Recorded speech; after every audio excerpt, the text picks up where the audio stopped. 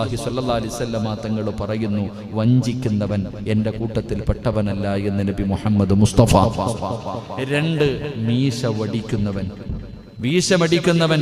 എൻ്റെ പ്രിയപ്പെട്ട സഹോദരങ്ങളെ, മീശ വടിച്ചു കളയരുത്, മീശ വളർത്തിക്കൊണ്ട് നടക്കരുത്.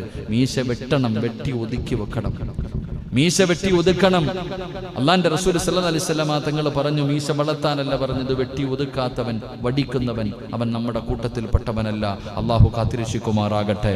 മൂന്ന്, മയ്യത്തിന്റെ മുന്നിലിരുന്നു കൊണ്ട് അട്ടഹസിച്ച് നിലവിളിച്ച് കരയുന്നവൻ, അവൻ നമ്മുടെ കൂട്ടത്തിൽ പെട്ടവനല്ല.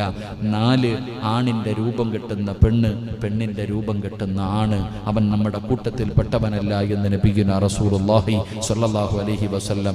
അഞ്ച്, എൻ്റെ പ്രിയപ്പെട്ടവരെ, പ്രവാചകന്റെ ചര്യയല്ലാതെ മറ്റുള്ള ചര്യ ജീവിതത്തിൽ പിൻപറ്റുക.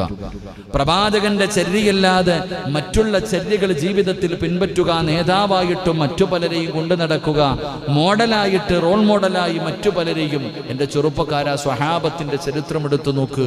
നിനക്ക് മോഡലാക്കാൻ പറ്റിയ എത്രയോ സ്വഹാബത്ത്, മിസ്അബ് റളിയല്ലാഹു തആലാ അൻഹു, ഉമൈർ റളിയല്ലാഹു തആലാ അൻഹു, ഇങ്ങനെ തുടങ്ങുന്ന നൂറുകണക്കിന് സ്വഹാബത്തിന്റെ ചരിത്രങ്ങൾ നിങ്ങൾക്ക് മോഡലാക്കാനുണ്ട്.